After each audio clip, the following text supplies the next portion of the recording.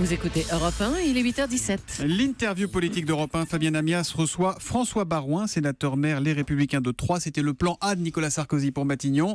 L'est-il encore pour François Fillon? La question est posée. Bonjour François Baroin. Bonjour. Bon, c'est la tuile ce matin? De quoi parlez-vous? Bon, vous le savez, du ralliement de François Bayrou et Emmanuel Macron. C'est une mauvaise nouvelle pour vous.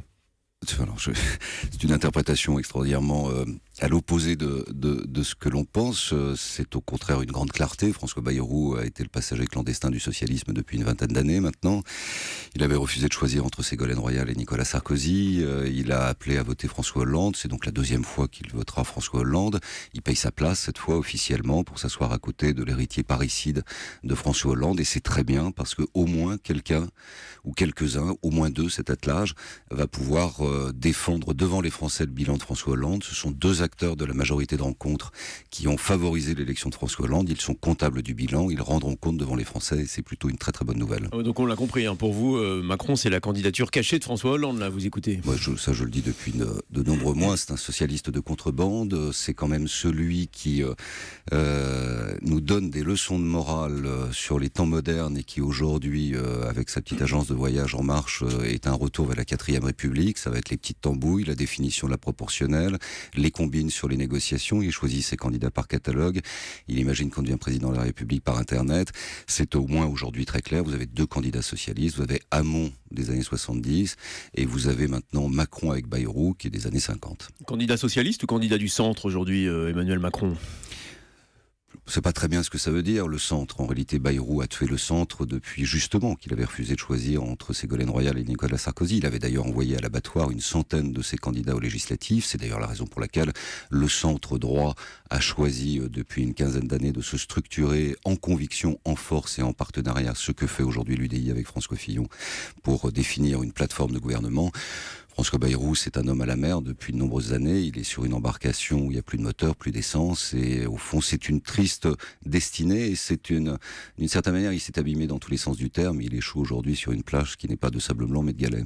Mais François Bayrou, il est ce qu'il est. Et vous avez rappelé d'ailleurs qu'il avait appelé à voter François Hollande en 2012. Oui, ça c'est un peu notre travail de le faire. Oui, mais il l'a fait gagner.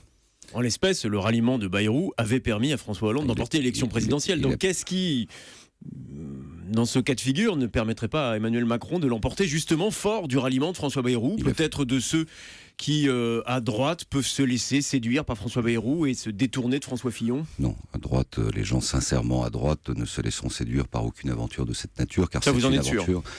Absolument. Le reste, il peut y avoir des ralliements ponctuels et marginaux de gens qui n'ont pas véritablement réussi leur trajectoire. Oui, il a fait élire François Hollande, mais est-ce qu'il a fait gagner la France?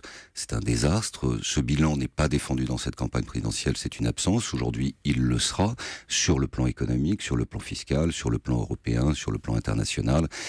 François Bayrou a une responsabilité majeure dans le déclassement de notre pays depuis 5 ans. Simplement, vous le connaissez bien, François Bayrou. En tout cas, vous l'avez fréquenté tout au long de votre vie politique. À votre avis, pourquoi cet homme qui est habité par l'envie d'exercer la fonction présidentielle a choisi de renoncer? Je connais, il n'y a rien de personnel dans ce que je dis. J'ai plutôt d'ailleurs de l'estime pour le maire de Pau et je lisais ses livres. Mais je dois dire que je pense qu'il est plus en situation. Je pense qu'il était plus du tout certain de faire ses 5%, qu'il y avait des problèmes d'argent, qu'il n'était pas certain non plus d'avoir ses signatures et qu'il se raccroche à la dernière bouée de sauvetage qui elle-même est la roue de secours de ce qui reste du hollandisme. Alain Juppé, écrivait dans son blog, c'était avant-hier, pour gagner, François Fillon doit davantage prendre en compte les attentes des électeurs de droite et du centre. Alors concrètement, comment est-ce qu'il doit faire? Mais il le fait, par exemple, le projet qu'il a présenté sur la sécurité sociale est un projet qui est à la fois courageux sur la lucidité des efforts à produire et en même temps équilibré dans les mesures à proposer. Et le contre-pied d'ailleurs de ce qu'il avait initialement proposé, ce qui montre que François Fillon est capable de faire ses propres revirements au sein de sa campagne. Je pense que ça c'est normal d'enrichir le projet après les primaires. Moi-même dans le livre que vous avez et que je sors sur un chemin français, j'apporte une contribution sur des améliorations qui ne sont pas des demandes et qui font partie de la capacité d'un candidat à élargir son socle et c'est ce qui est proposé sur le plan économique. pour la sécurité sociale et certainement pour quelques autres sujets encore dans les jours et dans les semaines qui viennent. Mais justement, dans le livre que vous publiez, Un chemin français, chez Lattès, je lis là, par exemple page 142, on sent parfois comme la dureté du médecin qui ne croit les médicaments efficaces que s'ils ont mauvais goût. Le salarié, c'est sur la même page, est presque l'ennemi et le fonctionnaire de la mauvaise graisse. Là, on a vraiment le sentiment que vous stigmatisez le projet de François Fillon. Est-ce qu'il doit encore faire évoluer ce projet, François Fillon ? Il y aura évidemment des évolutions et c'est le sens des contacts qu'il établit un peu à tous les niveaux. Sur la problématique des agents publics, on a l'expérience. Il a été Premier ministre sous Nicolas Sarkozy, où nous avons mené une politique de révision générale des politiques publiques. On a remplacé un fonctionnaire sur 2 uniquement, mais on a aussi eu un discours qui était moins de fonctionnaires et mieux payés. C'est-à-dire qu'une partie des économies faites sur la suppression de ces postes étaient réaffectées sur la garantie individuelle du pouvoir d'achat pour les fonctionnaires, sur une amélioration d'un certain nombre de bonifications indiciaires, et donc ça allait mieux. Donc on peut avoir un discours exigeant pour assainir nos finances publiques et équilibré en respectant ceux qui sont au service de l'intérêt général et qui servent l'État ou les collectivités territoriales ou les hôpitaux. Et conserver l'objectif qui est fixé par François Fillon de supprimer 500 000 postes de fonctionnaires, ça vous est à l'aise avec cet objectif-là ? Alors ce sont des agents publics, il y a une grande différence. On peut discuter aussi et ouvrir des débats sur la fonction publique territoriale, sur l'équilibre des forces. Ce sont des objectifs qui sont atteignables à l'échelle d'une législature avec une méthode qui doit être partagée par tous. Il faut donc, par exemple, pour les collectivités locales, un contrat de mandature. Dans votre livre, vous, le patron des maires de France, vous affichez votre hostilité à la mode de l'anti-cumul qui est défendue par François Fillon. Je vous cite, ne faut-il pas un peu de courage pour expliquer que le fameux cumul est une loi anti-maire, que les tenants de la thèse anti-cumul prennent des exemples sans mesurer que ces exemples ne correspondent pas à notre histoire. Vous espérez convaincre François Fillon de renoncer à ça ? En tout cas, je sais bien qu'en disant cela, je me mets à dos à peu près 98% des gens qui nous écoutent, mais la France... Ah oui, là vous n'êtes pas dans le courant dominant, là je vous confirme. C'est pas ce qui m'intéresse. Ce qui m'intéresse, c'est d'affirmer des convictions. La France, elle s'est construite depuis 2 siècles autour de ses bassins de vie. Vous avez encore un Français sur 2 qui vit dans une commune de moins de 10 000 habitants. Vous avez 36% des Français qui vivent dans des communes de moins de 2500 habitants.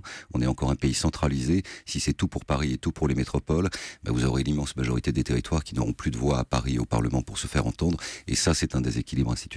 Et vous choisissez quoi entre la mairie et le Sénat ? Je ne suis pas au pied du mur de cette grande responsabilité aujourd'hui. Je soutiens un candidat pour gagner l'élection présidentielle et engager l'alternance. Donc vous ne me dites pas ce que vous choisirez si jamais vous avez... Si vous m'invitez le moment venu, je vous le dirai, et ce moment viendra fin septembre ou début octobre pour ce qui concerne le Sénat. La chef de cabinet de Marine Le Pen a été mise en examen hier dans l'affaire des assistants parlementaires européens. Alors François Fillon, on l'a vu, il a quand même laissé, si l'on en croit les sondages, pas mal de plumes avec l'emploi de sa femme Pénélope. Et pourtant, tout semble glisser sur Marine Le Pen. Comment vous expliquez ce phénomène ? Parce que malgré tous les efforts de Philippot et de la nouvelle équipe qui s'est trompée d'adresse, pensant que ce sont des patriotes gaullistes, ça n'est pas un parti tout à fait comme les autres, et qu'il y a des raisons différentes de structurer l'image et la communication autour de ce parti.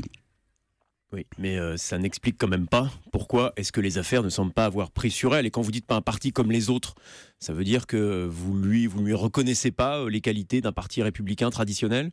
Il n'est pas tout à fait un parti comme les autres. Son histoire vient de l'extrême droite. C'est un parti d'extrême droite qui capitalise autour de lui, évidemment, beaucoup d'éléments liés à la crise, aux incertitudes du monde, dans un populisme généralisé. Nous les combattons, ce sont les adversaires des gaullistes.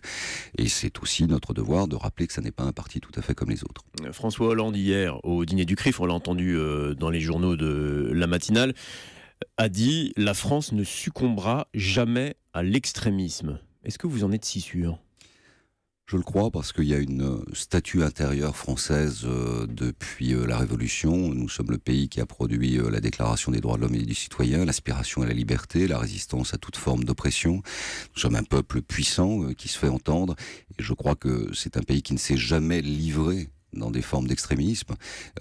Il y a des possibilités d'aventure au lendemain de cette présidentielle, si ça n'est pas un choix autour d'un projet, d'une alternance, d'une équipe et d'une capacité de gouverner, des aventures institutionnelles qui peuvent embarquer un système qui aujourd'hui nous a permis de bien résister depuis 1958. Mais est-ce que pour vous, pour dire très clairement les choses, est-ce que la victoire de Marine Le Pen est aujourd'hui une possibilité, une probabilité ? Quand on voit la victoire de Trump, quand on voit les Britanniques qui larguent les amarres de l'Union européenne, lorsque l'on voit les scores que fait le Front National objectivement depuis de nombreuses années, évidemment c'est une hypothèse, il faut la combattre et c'est notre responsabilité. Nous sommes en fond les seuls remparts au Front National. Oui, mais qu'est-ce que vous dites à vos électeurs qui aujourd'hui semblent se laisser tenter par le vote de Marine Le Pen, puisqu'elle distance très nettement votre candidat dans les sondages ? Premier tour, c'est pas un second tour. Venez, faites-nous confiance. Nous sommes en situation d'engager une alternance. Court, venez, faites-nous confiance.